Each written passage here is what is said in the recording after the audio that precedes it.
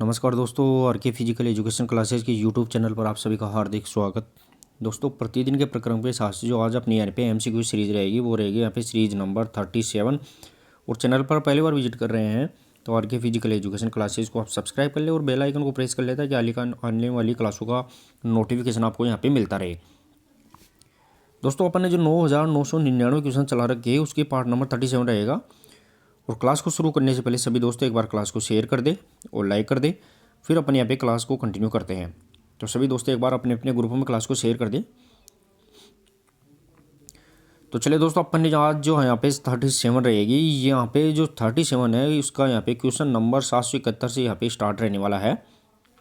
तो दोस्तों यहाँ पे अपना जो पहला यहाँ पे देखे दोस्तों यहाँ पे 771, हिपोक्रेटस ने छोटे शरीर के लिए कौन सा शरीर वर्गीकरण दिया था।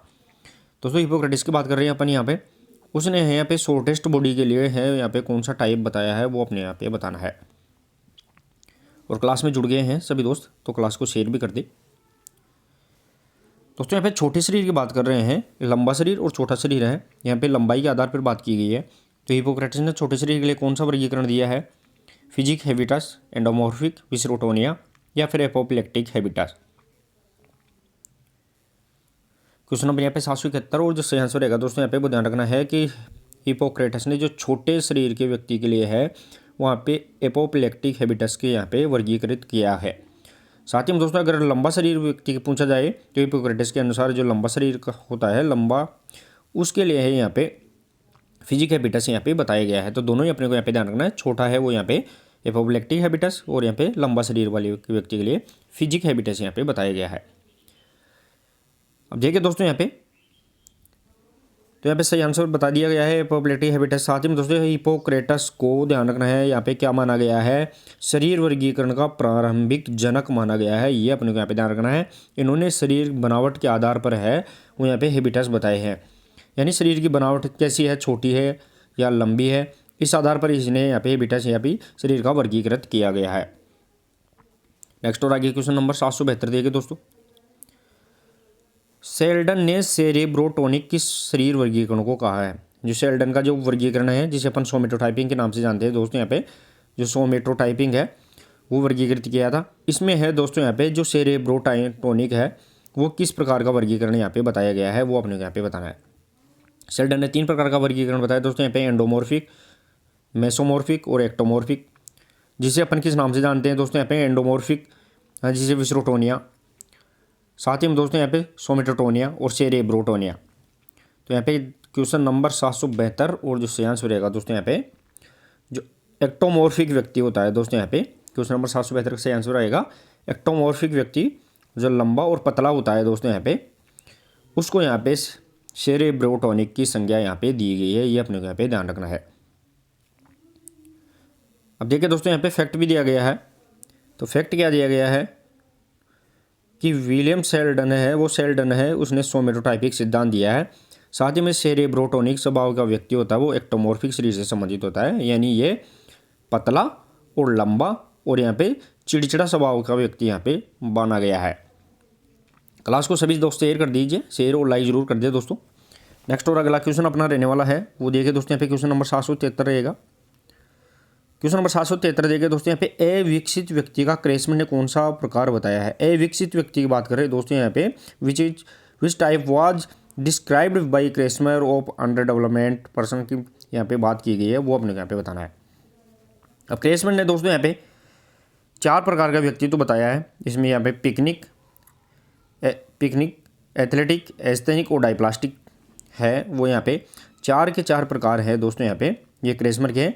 लेकिन इसमें जो अविकसित व्यक्ति है वो किस प्रकार का रहेगा दोस्तों यहाँ पे क्वेश्चन नंबर 773 सही आंसर रहेगा दोस्तों यहाँ पे जो डाइप्लास्टिक है वो व्यक्ति यहाँ पे अविकसित श्रेणी का व्यक्ति माना गया है अकॉर्डिंग टू यहाँ पे क्रेसमैन यहाँ पे रहने वाला है।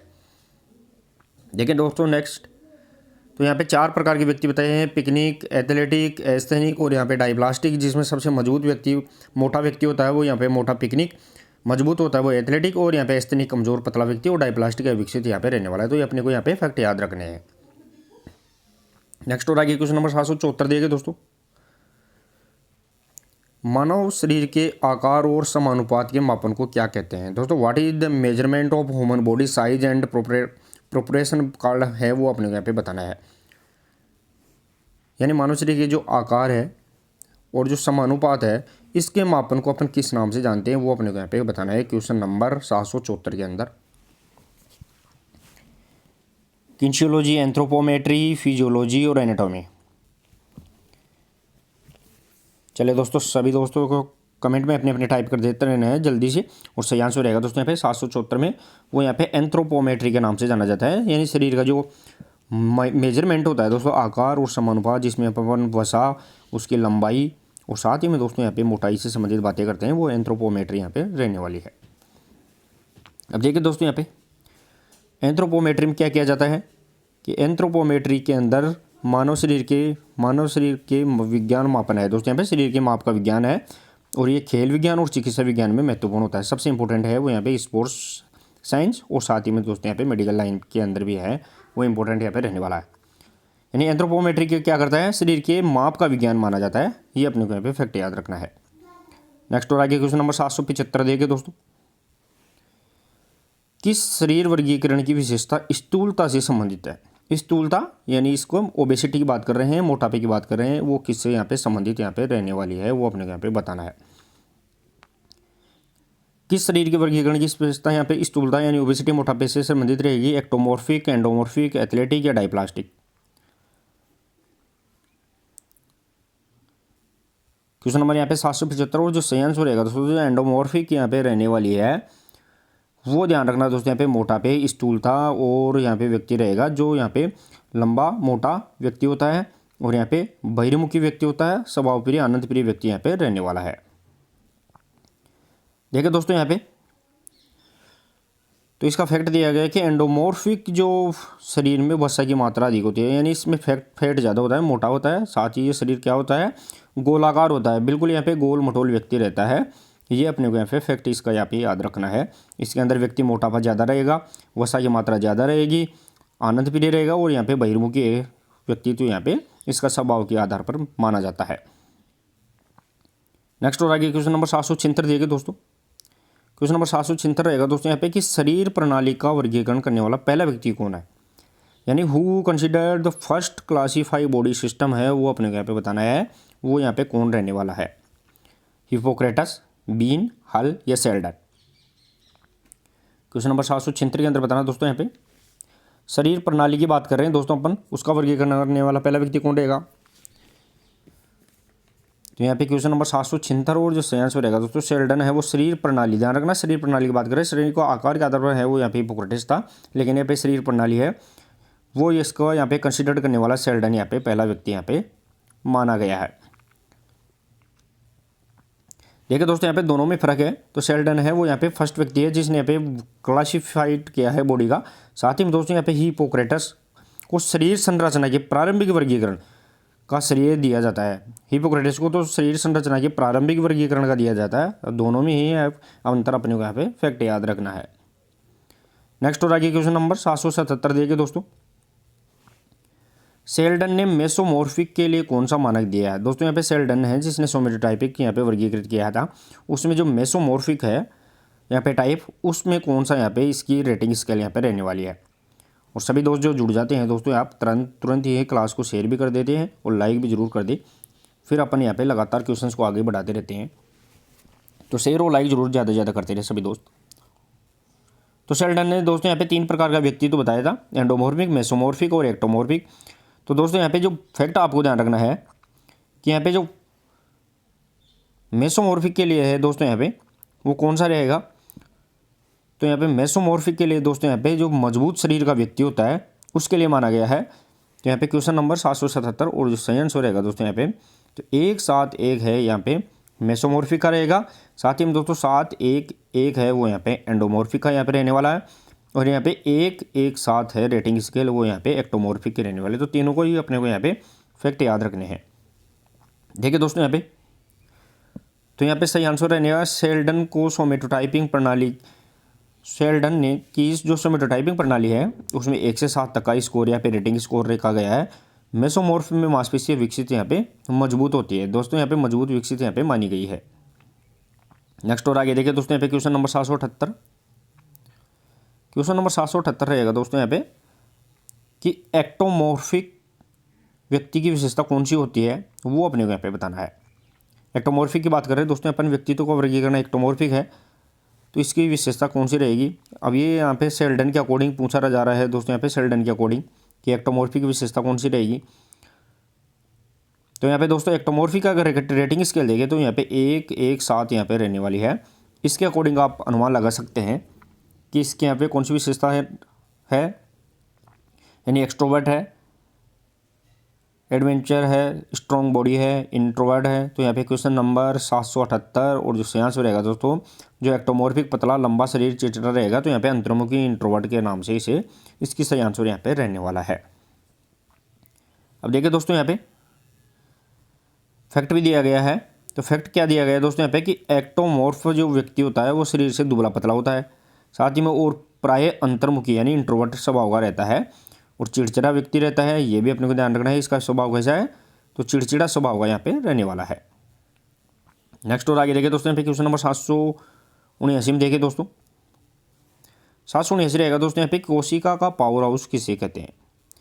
कोशिका का पावर हाउस पूछा गया है दोस्तों, वो अपने को यहाँ पे बताना है। इजी रहेगा दोस्तों यहाँ पे कोशिका का पावर हाउस किसे कहते हैं, माइटोकॉन्ड्रिया, राइबोसोम, अंतःपर्दवी जालिका या फिर केंद्रक। क्वेश्चन नंबर 779 और सही आंसर रहेगा दोस्तों कोशिका का पावर हाउस होता है उसे अपन माइटोकॉन्ड्रिया के नाम से जानते हैं। साथ ही दोस्तों कोशिका का शक्ति ग्रह भी इसे अपन कहते हैं, ये भी अपने को ध्यान रखना, शक्ति ग्रह भी इसे अपन कहते हैं। देखिए दोस्तों इसका फैक्ट भी दिया गया है। फैक्ट क्या दिया गया है कि माइटोकॉन्ड्रिया एटीपी बनाता है, इसे सूत्रकणिका भी कहते हैं। माइटोकॉन्ड्रिया का अपन सूत्रकणिका भी कहते हैं। और ये क्या बनाता है, तो माइटोकॉन्ड्रिया एटीपी एडेनोसिन ट्राइफॉस्फेट बनाता है ऊर्जा के रूप में, बाद में है वो यहाँ पे तोड़ के एडीपी के रूप में, एडेनोसिन डाइफॉस्फेट के रूप में है वो वापस से अपने को शरीर को यहाँ पे ऊर्जा देता रहता है। नेक्स्ट और आगे क्वेश्चन नंबर 780 देंगे दोस्तों। क्वेश्चन नंबर 780 रहेगा कोशिका का सबसे बड़ा अंग कौन सा होता है। दोस्तों यहाँ पे which is the largest organ है वो यहाँ पे सेल, वो अपने को यहाँ पे बताना है। कोशिका का सबसे बड़ा अंग कौन सा रहेगा यहाँ पे, न्यूक्लियस, सेंट्रोसोम, माइटोकॉन्ड्रिया या फिर सेंट्रोसोम। क्वेश्चन नंबर यहाँ पे 780 बताना है दोस्तों। तो दोस्तों अपनी जो सेल होती है, कोशिका होती है, इस कोशिका के अंदर है वो यहाँ पे सबसे बड़ा अंग जो माना गया है वो कौन सा रहेगा दोस्तों यहाँ पे। क्वेश्चन नंबर 780 से आंसर रहेगा दोस्तों न्यूक्लियस होता है, जिसे अपन केंद्रक कहते हैं। ये कोशिका का जिसे अपन मस्तिष्क भी कह सकते हैं। तो ये दोस्तों यहाँ पे ध्यान रखना है, सबसे बड़ा कोशिका का इंटरनल ऑर्गन यहाँ पे रहने वाला है। अब देखिए दोस्तों यहाँ पे, तो यहाँ पे केंद्रक कोशिका का यहाँ पे नियंत्रण केंद्रक भी है, यहाँ पे कंट्रोल मैनेजर भी है, साथ ही में दोस्तों सामान्यतः सबसे बड़ा अंग भी होता है, यानी ये कंट्रोलर है, नियंत्रण भी रखता है और यहाँ पे सबसे बड़ा अंग भी है। और साथ में दोस्तों इसे अपन कोशिका का मस्तिष्क के नाम से भी जानते हैं, ये भी अपने को यहाँ पे फैक्ट याद रखना है। नेक्स्ट और आगे क्वेश्चन नंबर 781 देखिए दोस्तों। क्वेश्चन नंबर 781 राइबोसोम की फैक्ट्री किसे कहते हैं दोस्तों। What is the card of factory of ribosome है वो अपने को यहाँ पे बताना है। राइबोसोम की फैक्ट्री किसे कहते हैं दोस्तों यहाँ पे, न्यूक्लियस, प्रोटीन, न्यूक्लियोस या फिर एंडोप्लाज्मिक रेटिकुलम। दोस्तों यहाँ पे राइबोसोम की फैक्ट्री पूछी गई है, वो अपने को यहाँ पे बताना है। साथ ही में अगर दोस्तों यहाँ पे प्रोटीन की फैक्ट्री पूछी जाए कि प्रोटीन की फैक्ट्री किसे कहते हैं, तो वो अपन राइबोसोम को कहते हैं, ये अपने को यहाँ पे ध्यान रखना। लेकिन यहाँ पे राइबोसोम की फैक्ट्री पूछी गई है, तो राइबोसोम की फैक्ट्री यहाँ पे क्वेश्चन नंबर 781 सही आंसर रहेगा दोस्तों। यहाँ पे न्यूक्लियस होता है, केंद्रक होता है, उसे अपन दोस्तों यहाँ पे राइबोसोम की फैक्ट्री के नाम से जानते हैं। तो दोनों में अपने को यहाँ पे जो डिफरेंस है वो अपने को यहाँ पे याद रखना है। अब देखिए दोस्तों यहाँ पे, तो यहाँ पे सही आंसर केंद्रक रहेगा। साथ ही में दोस्तों केंद्रिका न्यूक्लियस को राइबोसोम निर्माण का स्थान है। केंद्रिका होता है, न्यूक्लियस है वो राइबोसोम निर्माण का यहाँ पे स्थान भी होता है, ये भी अपने को यहाँ पे ध्यान रखना है। नेक्स्ट और आगे देखिए दोस्तों यहाँ पे क्वेश्चन नंबर 782। क्वेश्चन नंबर 782 रहेगा दोस्तों यहाँ पे कि किन्सियोलॉजी किस भाषा का शब्द है। किन्सियोलॉजी किस भाषा का शब्द है वो अपने को यहाँ पे बताना है। कल भी अपन ने प्रश्न उत्तर में देखा था दोस्तों ज़्यादातर। किन्सियोलॉजी जिसे अपन किस नाम से जानते हैं दोस्तों यहाँ पे, गति की विज्ञान यानी गति विज्ञान के नाम से जानते हैं। तो ये किस भाषा का शब्द है। और सभी दोस्त क्लास को शेयर जरूर करते रहिए दोस्तों, क्लास को शेयर और लाइक ज़्यादा से ज़्यादा करिए आप, शेयर और लाइक में कमी ना छोड़े दोस्तों। तो चलिए दोस्तों यहाँ पे किन्सियोलॉजी की अपन बात कर रहे हैं। तो किन्सियोलॉजी किस भाषा का शब्द यहाँ पे रहने वाला है, ग्रीक, लैटिन, अंग्रेजी या फ्रेंच। क्वेश्चन नंबर 782 और सही आंसर रहेगा दोस्तों यहाँ पे ग्रीक भाषा का यहाँ पे शब्द रहेगा जिसे दो शब्दों से मिलकर बना है, काइनन प्लस यहाँ पे लॉजी। ये काइनन का अर्थ यहाँ पे टू मूव होता है और लॉजी का अर्थ यहाँ पे स्टडी होता है। तो यहाँ पे गति का अध्ययन है वो यहाँ पे किंसियोलॉजी यहाँ पे रहने वाला है। अब देखिए दोस्तों यहाँ पे फैक्ट भी दिया गया है।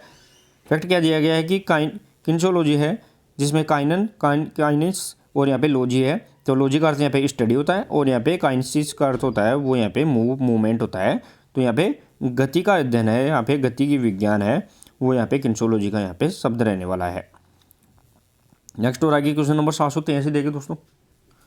क्वेश्चन नंबर 783 रहेगा दोस्तों यहाँ पे कि जड़त्व का नियम किसके द्वारा प्रतिपादित किया गया था वो अपने यहाँ पे बताना है।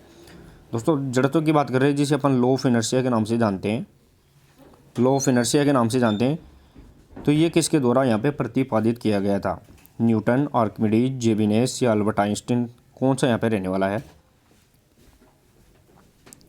क्वेश्चन नंबर 783 के अंदर बताना दोस्तों आपको।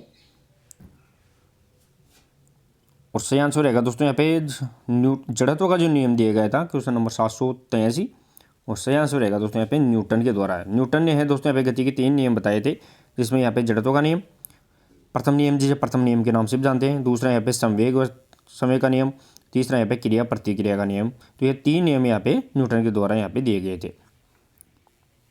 देखिए दोस्तों यहाँ पे तो यहाँ पे न्यूटन के द्वारा यहाँ पे लॉ ऑफ इनर्शिया और साथ ही में दोस्तों आइजैक न्यूटन है उसने गति के 3 नियम दिए थे जो मैंने अभी जस्ट बता ही दिया है, जिसे अपन स्थिर जड़त्व का नियम, मोमेंटम का नियम और यहाँ पे एक्शन रिएक्शन का नियम यहाँ पे जानते हैं।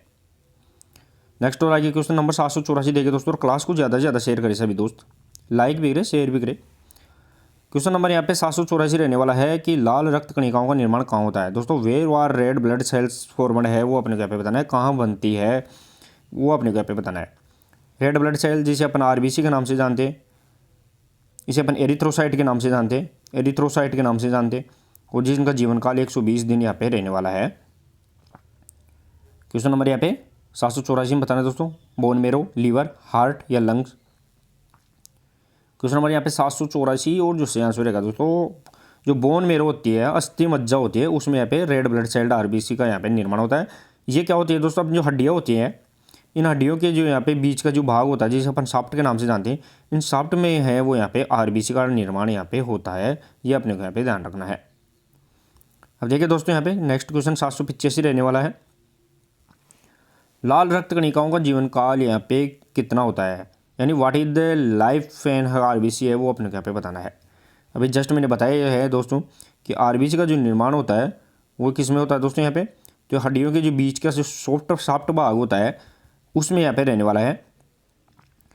और यहाँ पे जो एक इसका जीवन काल रहेगा दोस्तों यहाँ पे वो 120 दिन यहाँ पे रहने वाला है। क्वेश्चन नंबर 785 और सही आंसर 120 दिन यहाँ पे आरबीसी का जीवन काल रहेगा। और आरबीसी का अगर मृत घोषित हो जाती है, मर जाती है, तो यहाँ पे किसके अंदर, तो स्प्लीन होती है दोस्तों जिसे अपन प्लीहा के नाम से जानते हैं, जिसे ग्रेवार्ड ऑफ आरबीसी के नाम से जानते हैं, उसमें जाके यहाँ पे स्टोर हो जाती है। तो देखिए दोस्तों यहाँ पे नेक्स्ट क्वेश्चन नंबर 786 रहने वाला है। क्वेश्चन नंबर 786 देखिए दोस्तों, उत्तक कितने प्रकार के होते थे? How many type of tissue की अपन यहाँ पे बात कर रहे हैं वो अपने को यहाँ पे बताना है। उत्तक यहाँ पे कितने प्रकार के रहेंगे? How many type of liver, sorry tissue. तो यहाँ पे दोस्तों उत्तक कितने प्रकार के होते हैं जिसे अपन किस नाम से जानते हैं? दोस्तों उत्तक क्या होते हैं? तो एक समान कार्य करने वाली कोशिकाओं के समूह को, दोस्तों यहाँ पे एक समान कोशिकाओं के समूह को है और यहाँ पे क्या कहेंगे? उत्तक कहेंगे। क्वेश्चन नंबर 786 और जो सही आंसर रहने वाला है दोस्तों यहाँ पे 4 प्रकार के यहाँ पे उत्तक होते हैं वो अपने को यहाँ पे ध्यान रखना है। अब 4 प्रकार कौन कौन से रहने वाले हैं दोस्तों यहाँ पे? तो 4 प्रकार के उत्तक रहेंगे जिसमें यहाँ पे पहला उपकला उत्तक जिसे अपन एपिथेलियल टिश्यू के नाम से, दूसरा संयोजी उत्तक जिसे कनेक्टिव टिश्यू, तीसरा यहाँ पे पेशी उत्तक जिसे अपन मांसपेशी के नाम से जानते हैं, और दोस्तों यहाँ पे चल लास्ट वाला वो है नर्व टिश्यू जिसे अपन तंत्रिका उत्तक के नाम से जानते हैं। तो यहाँ पे 4 प्रकार के उत्तक होते हैं, ये अपने को यहाँ पे ध्यान रखना है। रक्त क्या है? तो रक्त एक तरल संयोजी यानी लिक्विड कनेक्टिव टिश्यू यहाँ पे रहने वाला है, ये भी अपने को यहाँ पे ध्यान रखना है। वेरी वेरी इंपॉर्टेंट यहाँ पे रहेगा। नेक्स्ट और आगे देखिए दोस्तों, क्लास को शेयर करते रहिए दोस्तों। नेक्स्ट क्वेश्चन नंबर 787 देखिए दोस्तों यहाँ पे। क्वेश्चन नंबर यहाँ पे 787 रहेगा दोस्तों। यहाँ पे उत्तकों का अध्ययन क्या कहलाता है? What is the study of tissue है वो अपने को यहाँ पे बताना है। उत्तकों के अध्ययन को अपन किस नाम से जानते हैं दोस्तों यहाँ पे? किंसियोलॉजी, हिस्टोलॉजी, हेमेटोलॉजी या हिपेट्रोलॉजी? दोस्तों किन्सियोलॉजी जिसे अपन गति की विज्ञान के नाम से जानते हैं, किन्सियोलॉजी को अपन किस नाम से जानते हैं, तो गति विज्ञान के नाम से जानते हैं, ये अपने को यहाँ पे ध्यान रखना है। साथ ही में दोस्तों हेमेटोलॉजी होता है वो यहाँ पे रक्त का अध्ययन कहलाता है, ब्लड का यहाँ पे अध्ययन कहलाता है। अब यहाँ पे दोस्तों जो उत्कों का अध्ययन है क्वेश्चन नंबर 787 और जैसे आंसर रहेगा दोस्तों कि हिस्टोलॉजी है वो यहाँ पे उत्कों का अध्ययन यहाँ पे कहलाता है, यानी स्टडी ऑफ टिश्यू है वो यहाँ पे हिस्टोलॉजी यहाँ पे कहलाएगा। नेक्स्ट और आगे क्वेश्चन नंबर 788 देखिए दोस्तों, क्वेश्चन नंबर 788, क्वेश्चन नंबर 788 रहने वाला है कि मानव शरीर में सर्वाधिक पाए जाने वाला उत्तक कौन सा है। दोस्तों which is most abundant tissue in human body की बात कर रहे हैं, वो अपने यहाँ पे बताना है, यानी एपिथेलियल, कनेक्टिव, मस्कुलर या फिर नर्वस। दोस्तों चार प्रकार के जो उत्तक होते हैं इनमें पहला है एपिथेलियल, कनेक्टिव, मस्कुलर और यहाँ पे नर्वस टिश्यू होता है। तो यहाँ पे सबसे ज़्यादा कौन सा पाया जाता है क्वेश्चन नंबर 788 के अंदर बताना है दोस्तों आपको, और सही आंसर रहेगा दोस्तों कनेक्टिव टिश्यू होता है, यहाँ पे संयोजी उत्तक होता है वो सबसे ज़्यादा शरीर के अंदर पाया जाने वाला यहाँ पे उत्तक रहेगा। अब कनेक्टिव टिश्यू में क्या क्या आता है दोस्तों, यहाँ पे बोन भी आ जाती है, ब्लड आ जाता है, फैट आ जाती है यानी वसा आ जाती है, तो ये रक्त आ जाता है, तो ये सभी कनेक्टिव टिश्यू के अंदर यहाँ पे रहने वाले हैं।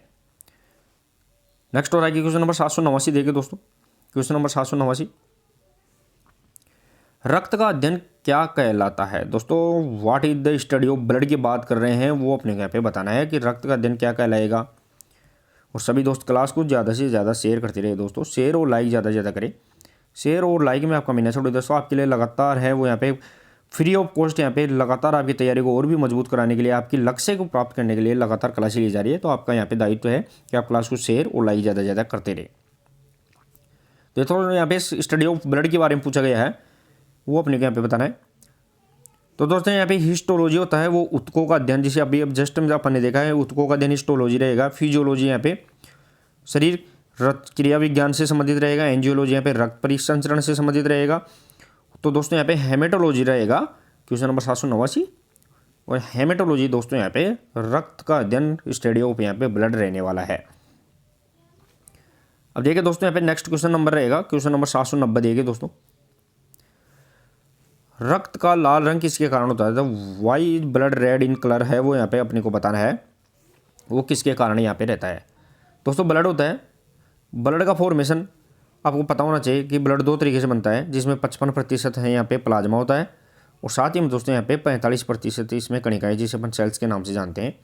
तो ये इसका फॉर्मेशन रहने वाला है। तो दोस्तों यहाँ पे जो कणिकाएं होती है वो 3 प्रकार की होगी, आरबीसी, डब्ल्यूबीसी और प्लेटलेट्स। उसमें से है दोस्तों यहाँ पे लाल रंग किसके कारण दिखता है, तो यहाँ पे आरबीसी होती है दोस्तों, यहाँ पे रेड ब्लड कार्पल्स होती है जिसे अपन एरिथ्रोसाइट के नाम से जानते हैं। तो वो इसके कारण है वो ब्लड क्या रहेगा, लाल रंग का अपने को यहाँ पे दिखाई देता है। वेरी वेरी इंपॉर्टेंट यहाँ पे रहने वाला है। नेक्स्ट और आगे क्वेश्चन नंबर 791 देखिए दोस्तों, यहाँ पे क्वेश्चन नंबर 791 रहेगा दोस्तों, मांसपेशियाँ कितने प्रकार की होती है, how many type of muscles है वो अपने को यहाँ पे बताना है, वो कितने प्रकार की यहाँ पे मांसपेशियाँ यहाँ पे रहने वाली है।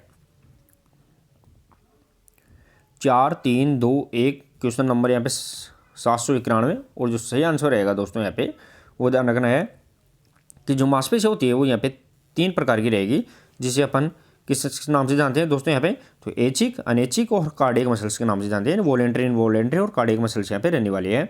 तो यहाँ पे 3 ऑफ टाइप यहाँ पे मसल्स यहाँ पे रहने वाली है। नेक्स्ट और आगे क्वेश्चन नंबर यहाँ पे 793 देखिए दोस्तों, क्वेश्चन नंबर 793 रहेगा दोस्तों, यहाँ पे कोशिका की खोज किसने की थी। तो दोस्तों यहाँ पे वो अपने को यहाँ पे बताना है, कोशिका की खोज किसके द्वारा की गई थी, रॉबर्ट हुक, न्यूटन, शेल्डन या फिर आर्किमिडीज। दोस्तों यहाँ पे न्यूटन ने है वो 3 गति के नियम दिए थे, साथ ही में दोस्तों आर्किमिडीज है उसने है वो दोस्तों यहाँ पे लीवर से संबंधित बात की थी।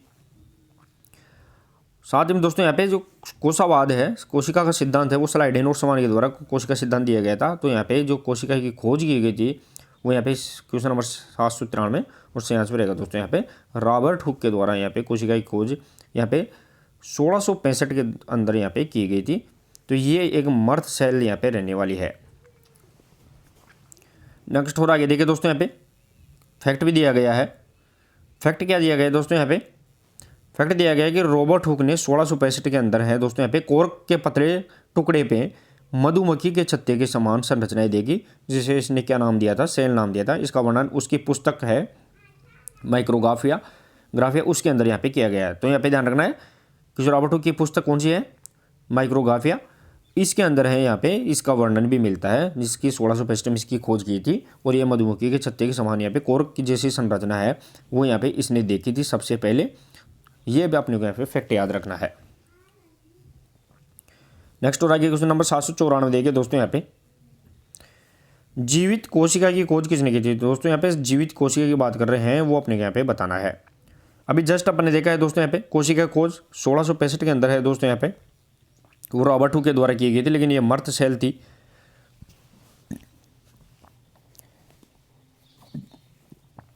लेकिन यहाँ पे दोस्तों यहाँ पे जीवित कोशिका की बात की जा रही है। तो क्वेश्चन नंबर यहाँ पे 794 के अंदर बताना है दोस्तों आपको।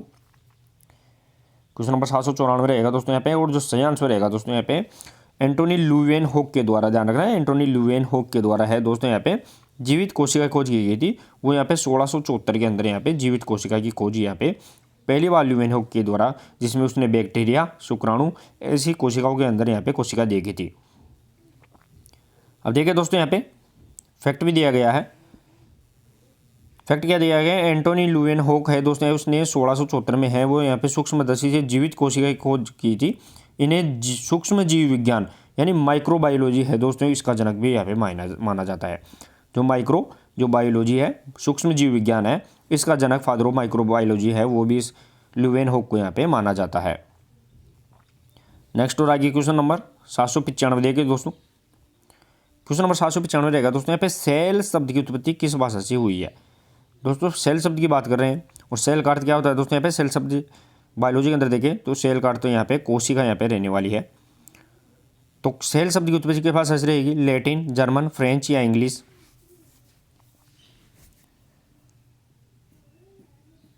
क्लास को भी शेयर करते रहिए सभी दोस्त।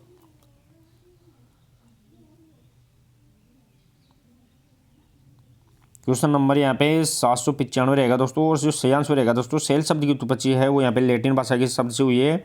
और सेल का यहाँ पे रहेगा दोस्तों जिसे अपन एक छोटा कमरे के नाम से भी जानते हैं, और सेल शब्द है, सेल से ही दोस्तों यहाँ पे कोशिका यहाँ पे साइटोलॉजी का निर्माण यहाँ पे हुआ है। फैक्ट भी देखिए दोस्तों, यहाँ पे फैक्ट क्या दिया गया है कि लैटिन भाषा से रहेगी, सेल शब्द की उत्पत्ति लैटिन भाषा के सेलुला से हुई है। अब लैटिन भाषा का शब्द भी कौन सा है, तो वो सेलुला है, जिसका अर्थ एक छोटा कमरा होता है। ये अपने को यहाँ पे ध्यान रखना है, क्योंकि दोस्तों जो इसने कोर्क के ऊपर देखी थी, जो बोतल के ढक्कन पे कोर्क के ऊपर ऐसी संरचना थी जिसमें उसने कोशिका देखी थी, तो ये इसके कारण है दोस्तों इसने छोटा कमरा माना है। ये अपने को यहाँ पे ध्यान रखना है। नेक्स्ट और आगे क्वेश्चन नंबर 796 देखिए दोस्तों। रॉबर्ट हुक ने कोशिका शब्द का उल्लेख किस पुस्तक में किया था। दोस्तों अभी जस्ट अपन ने पहले देखा भी था कि कोशिका की खोज रॉबर्ट हुक ने 1665 के अंदर जो मर्त सेल, जिसे अपन नेक्रोसिस के नाम से जानते हैं दोस्तों, मर्त सेल को अपन नेक्रोसिस के नाम से भी जानते हैं। तो यहाँ पे जो 1665 के अंदर दोस्तों रॉबर्ट हुक ने कोशिका शब्द का उल्लेख किस पुस्तक के अंदर यहाँ पे किया था, माइक्रोग्राफिया, साइटोलॉजी, फिजियोलॉजी या जूलॉजी। क्वेश्चन नंबर यहाँ पे 796 का सही आंसर रहेगा दोस्तों, वो माइक्रोग्राफिया के अंदर है, वो यहाँ पे रॉबर्ट हुक ने है वो यहाँ पे कोशिका शब्द का सबसे पहले उल्लेख किया था। फैक्ट देखिए दोस्तों, यहाँ पे फैक्ट क्या दिया गया है कि रॉबर्ट हुक ने 1665 में अपनी पुस्तक माइक्रोग्राफिया में है वो यहाँ पे कोशिका शब्द का उल्लेख किया। वेरी वेरी इंपॉर्टेंट है इसकी पुस्तक का नाम और यहाँ पे खोज कब की थी, दोनों यहाँ पे मेंशन किया गया है। नेक्स्ट और आगे क्वेश्चन नंबर 797 देखिए दोस्तों, क्लास को शेयर ज़्यादा से ज़्यादा करते भी रहे। कोशिका सिद्धांत किसने देता है वो अपने यहाँ पे बताना है। जो सेल थ्योरी है दोस्तों यहाँ पे, जिसे अपन कोशावाद के नाम से भी जानते हैं, जिसे अपन कोशावाद के नाम से जानते हैं दोस्तों यहाँ पे, तो यहाँ पे कोशिका सिद्धांत सेल थ्योरी है वो किसके द्वारा दी गई थी, Schleiden and Schwann, Robert Hooke, Newton या आर्किमिडीज।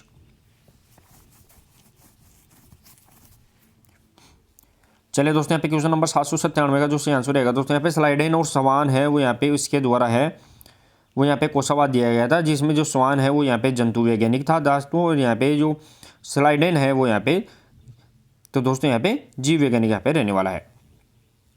तो सही आंसर यहाँ पे स्लाइडेन और स्वान रहेगा। साथ ही में दोस्तों यहाँ पे देखिए फैक्ट क्या दिया गया है, तो दोस्तों यहाँ पे जो स्लाइडेन और जो स्वान है दोस्तों, उसने 1838-39 के अंदर कोशिका सिद्धांत दिया था। कोशिका जीवन की संरचनात्मक और क्रियात्मक इकाई यानी स्ट्रक्चरल और फंक्शनल यूनिट यहाँ पर रहने वाली है, और शरीर की सबसे छोटी यहाँ पे इकाई होती है वो भी यहाँ पे कोशिका रहेगी।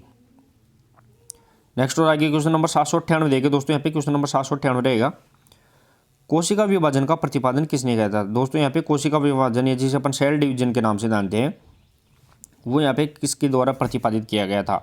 नगेली, फ्लेमिंग, बेलर या जॉन। कोशिका विभाजन का प्रतिपादन यानी एक कोशिका से दूसरी कोशिका का जन्म होता है और अनेक इस प्रकार कोशिका आगे से आगे बढ़ती रहती है, यानी पूर्ववर्ती कोशिकाओं से ही नई कोशिकाओं का निर्माण होता है, उसे अपन कोशिका विभाजन के नाम से जानते हैं। तो ये किसके द्वारा बताया गया था सबसे पहले, क्वेश्चन नंबर 798। और सही आंसर रहेगा दोस्तों, कोशिका विभाजन का जो प्रतिपादन है दोस्तों यहाँ पे, वो यहाँ पे नगेली के द्वारा यहाँ पे किया गया था। ये फैक्ट भी अपने को यहाँ पे ध्यान रखना है। देखिए दोस्तों यहाँ पे फैक्ट और क्या दिया गया है, तो नगेली इसका सही आंसर रहेगा। साथ ही में दोस्तों जो फ्लेमिंग था, फ्लेमिंग ने है दोस्तों यहाँ पे 1879 में कोशिका विभाजन यानी मिटोसिस का वर्णन भी किया है। ये भी अपने को यहाँ पे ध्यान रखना है। तो कोशिका विभाजन का जो सिद्धांत प्रतिपादन है वो यहाँ पे नगेली के द्वारा किया गया था। साथ ही में दोस्तों जो फ्लेमिंग है, इसने 1879 में कोशिका विभाजन मिटोसिस का वर्णन भी किया था। ये भी अपने को यहाँ पे फैक्ट याद रखना है। नेक्स्ट और आगे क्वेश्चन नंबर 799 देखिए दोस्तों, प्रोटोप्लाज्म की खोजकर्ता कौन है। दोस्तों यहाँ पे प्रोटोप्लाज्म जिसे अपन जीव द्रव्य के नाम से जानते हैं, प्रोटोप्लाज्म जिसे अपन जीव द्रव्य के नाम से जानते हैं दोस्तों यहाँ पे, उसका यहाँ पे खोजकर्ता कौन रहेगा वो अपने को यहाँ पे बताना है। दोस्तों जीव द्रव्य से ही क्या होता है, तो कोशिका का निर्माण है वो जीव द्रव्य के द्वारा ही होता है। ये भी अपने को यहाँ पे ध्यान रखना है। कोशिका किस प्रकार से बनती है, यानी शरीर होता है वो कोशिका से बनता है, लेकिन कोशिका बनने के लिए वो जिस चीज़ की जरूरत होती है उसे अपन जीव द्रव्य प्रोटोप्लाज्म के नाम से जानते हैं। और इसकी जो खोज की गई थी क्वेश्चन नंबर 799 से आंसर रहेगा दोस्तों यहाँ पे J.E. प्रुकंजे महोदय के द्वारा है। यहाँ पे वो यहाँ पे प्रोटोप्लाज्म की यहाँ पे खोज की गई थी। अब देखिए दोस्तों यहाँ पे तो सही आंसर J.E. प्रुकंजे रहेगा। साथ ही में J.E. प्रुकंजे के द्वारा है वो 1839 में प्रोटोप्लाज्म शब्द का प्रयोग किया गया। इसे जीव द्रव्य भी कहते हैं, वेरी वेरी इंपॉर्टेंट, इसे जीव द्रव्य भी कहते हैं। मेरे पे 1839 में इसे प्रोटोप्लाज्म शब्द दिया गया था और जिसकी खोज यहाँ पे J.E. प्रुकंजे के द्वारा यहाँ पे की गई थी। नेक्स्ट और आगे क्वेश्चन नंबर 800 देखिए दोस्तों यहाँ पे क्वेश्चन नंबर 800, कोशिका का निर्माण किससे हुआ है। दोस्तों यहाँ पे कोशिका का निर्माण पूछा गया है, वो किसके द्वारा यहाँ पे हुआ। यानी अगर शरीर का निर्माण देखें दोस्तों यहाँ पे शरीर का निर्माण किससे होता है, तो शरीर का निर्माण यहाँ पे कोशिका से होता है, जो शरीर की सबसे छोटी इकाई रहेगी। लेकिन अगर कोशिका का निर्माण भी पूछा जाए, कोशिका का निर्माण किससे हुआ है, प्रोटोप्लाज्म, साइटोप्लाज्म, न्यूक्लियोप्लाज्म या सेल मेम्ब्रेन। तो चलिए दोस्तों यहाँ पे क्वेश्चन नंबर 800 का जो सही आंसर रहेगा दोस्तों यहाँ पे कोशिका का निर्माण भी है वो यहाँ पे प्रोटोप्लाज्म यहाँ पे रहने वाला है, जिसे अभी अपन ने देखा है कि इसे अपन किस नाम से जानते हैं, तो इसे अपन जीव द्रव्य के नाम से भी जानते हैं, जिसकी खोज यहाँ पे J.E. प्रुकंजे के द्वारा यहाँ पे की गई थी 1839 में। ये भी अपने को यहाँ पे फैक्ट याद रखना है। अब देखिए दोस्तों यहाँ पे फैक्ट क्या दिया गया है, फैक्ट दिया गया कि प्रोटोप्लाज्म है वो दोस्तों यहाँ पे वो जीवित कोशिका का मूल द्रव्य होता है। मूल द्रव्य है वो यहाँ पे क्या रहेगा, जीवित कोशिका का, तो वो प्रोटोप्लाज्म रहेगा। साथ ही में दोस्तों इसके साइटोप्लाज्म और नाभिक शामिल होते हैं। अब इसके अंदर ही है, प्रोटोप्लाज्म के अंदर ही क्या रहेगा, साइटोप्लाज्म, और यहाँ पे नाभिक जिसे अपन केंद्र के नाम से जानते हैं, तो इसके अंदर ही यहाँ पे शामिल रहते हैं। नेक्स्ट और आगे देखिए दोस्तों यहाँ पे क्वेश्चन नंबर रहने वाला है वो क्वेश्चन नंबर 801 देखिए दोस्तों यहाँ पे, फ्लूइड मोजेक मॉडल किसने दिया था। दोस्तों फ्लूइड मोजेक मॉडल की अपन बात कर रहे हैं, वो किसके द्वारा यहाँ पे दिया गया था। फ्लूइड मोजेक मॉडल का अर्थ क्या है दोस्तों यहाँ पे कि एक यहाँ पे द्रव होता है, उसके अंदर दोस्तों अनेक यहाँ पे वस्तुएं तैरती रहती है, उसे अपन फ्लूइड मोजेक मॉडल के नाम से जानते हैं। तो कोशिका के अंदर क्या होता है, साइटोप्लाज्म होता है। साइटोप्लाज्म के अंदर अनेक अंग जैसे केंद्रक, राइबोसोम, लाइसोसोम, अंतःप्रद्रवी जालिका, तो ये तैरते रहते हैं, जिसे अपन फ्लूइड मोजेक मॉडल के नाम से जानते हैं। तो किसके द्वारा दिया गया है, तो यहाँ पे Singer and Nicolson, Porter, Seldon या बेलर। क्वेश्चन नंबर यहाँ पे 801 सही आंसर रहेगा दोस्तों, निकोलसन और सिंगर महोदय के द्वारा यहाँ पे फ्लूइड मोजेक मॉडल यहाँ पे दिया गया था। अब देखिए दोस्तों यहाँ पे फैक्ट क्या है, तो फैक्ट रहने वाला है कि J.S. सिंगर और निकोलसन है, उसने 1972 के अंदर है वो यहाँ पे मॉडल कौन सा फ्लूइड मोजेक मॉडल है वो यहाँ पे दिया था। नेक्स्ट और आगे क्वेश्चन नंबर 802 देखिए दोस्तों यहाँ पे, साइटोप्लाज्म क्या होता है। दोस्तों यहाँ पे साइटोप्लाज्म क्या रहेगा वो अपने यहाँ पे बताना है।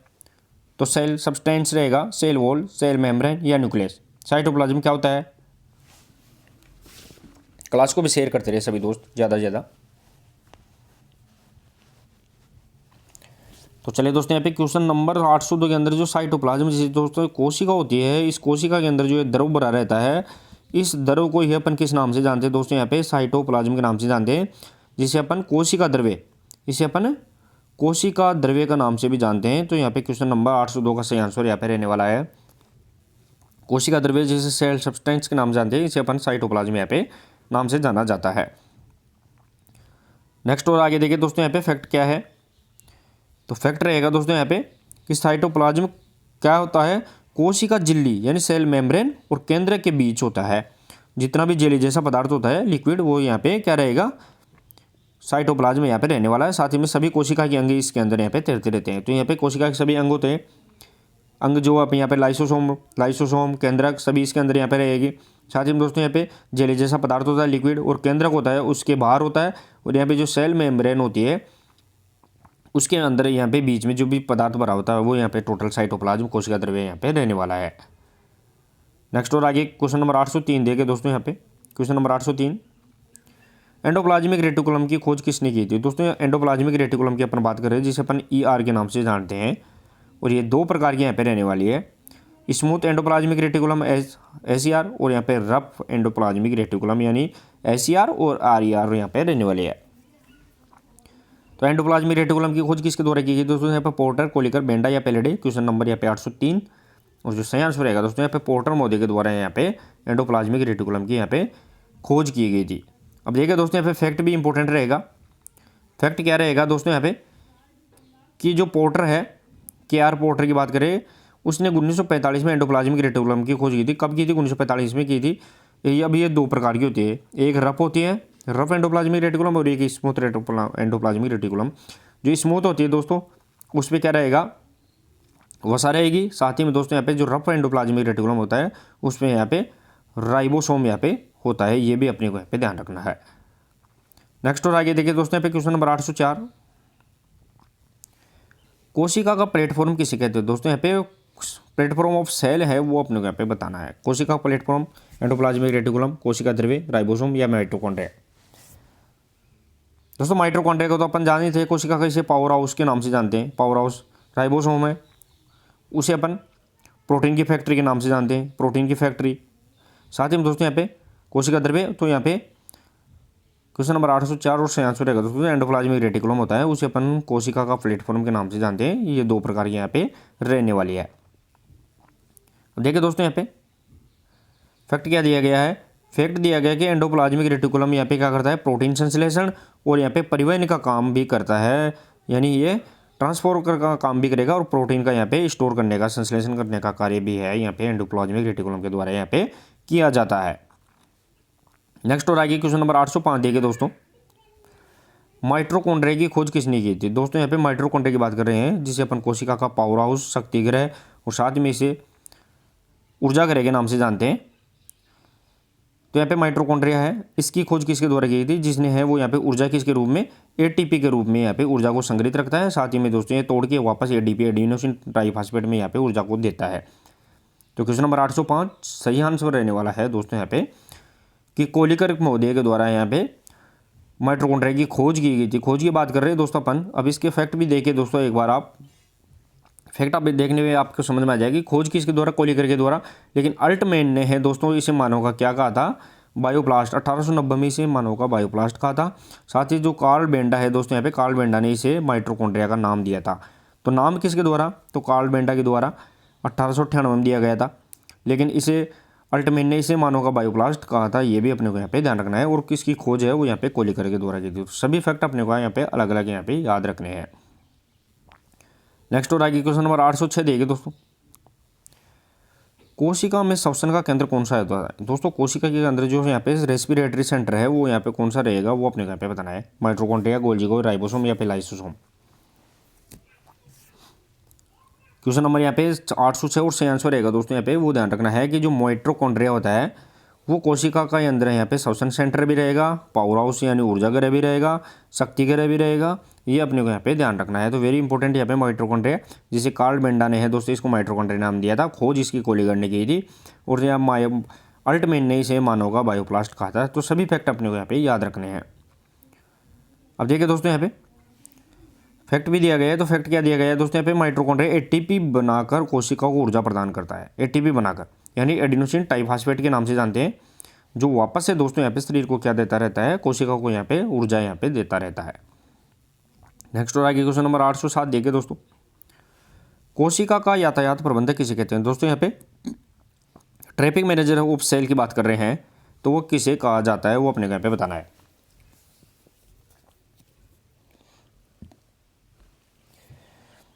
दोस्तों कोशिका का प्लेटफॉर्म अपन ने देखा था दोस्तों यहाँ पे अंतःप्रदेवी जाली का, लेकिन यहाँ पे कोशिका का यातायात ट्रांसपोर्ट मैनेजर की बात करें, ट्रैफिक मैनेजर की बात कर रहे हैं, तो क्वेश्चन नंबर यहाँ पे 807 और सही आंसर रहेगा दोस्तों जो गोल्जी बॉडी है, गोल्जी बॉडी वो यहाँ पे कोशिका का यातायात प्रबंधक यहाँ पे रहने वाली है।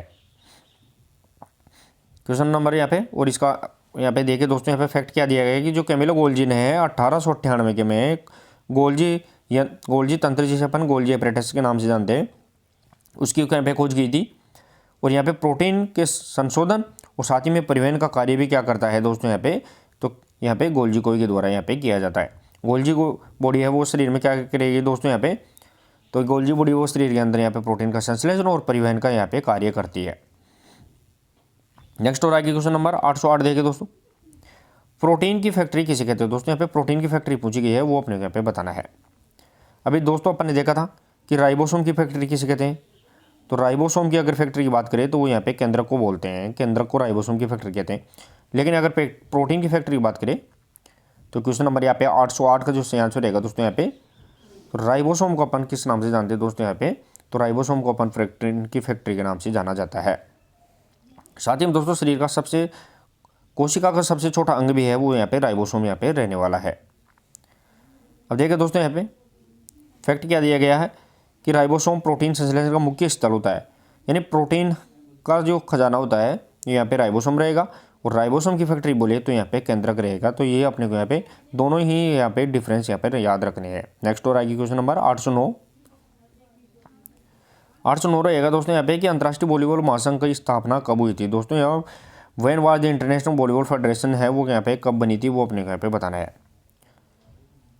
अंतर्राष्ट्रीय वॉलीबॉल महासंघ की बात कर रहे हैं दोस्तों यहाँ पे क्वेश्चन नंबर 809 के अंदर, और सही आंसर रहेगा दोस्तों यहाँ पे जो 1947 के अंदर है दोस्तों यहाँ पे, जिसे अपन फीबा के नाम से जानते हैं, फीबा के नाम से जानते हैं दोस्तों यहाँ पे, तो वो यहाँ पे जाना है इंटरनेशनल वॉलीबॉल FIVA, जिसे अपन इंटरनेशनल वॉलीबॉल फेडरेशन के नाम से जानते हैं। तो यहाँ पे 1947 के अंदर यहाँ पे इसकी स्थापना यहाँ पे की गई थी।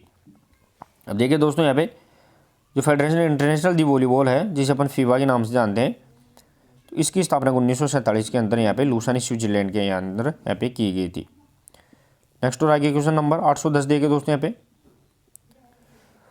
वॉलीबॉल खेल को शुरू करने वाला देश कौन था। तो यहाँ पे शुरू करने की बात कर रहे हैं वो यहाँ पे कौन सा देश था वो अपने यहाँ पे बताना है।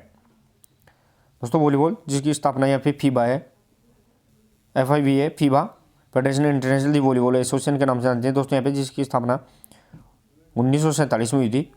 और यहाँ पे इसको शुरू करने वाला देश यहाँ पे क्वेश्चन नंबर 810 से आंसर रहेगा दोस्तों अमेरिका के द्वारा यहाँ पे वॉलीबॉल के यहाँ पे शुरुआत करने वाला यहाँ पे देश रहेगा। फैक्ट देखें दोस्तों यहाँ पे, तो फैक्ट रहने वाला है कि विलियम जी मॉर्गन ने 1895 में अमेरिका में वॉलीबॉल का आविष्कार किया था। ये भी अपने को यहाँ पे ध्यान रखना है। तो चलिए दोस्तों ये लगभग आज की प्रश्नोत्तरी के अंदर है वो दोस्तों यहाँ पे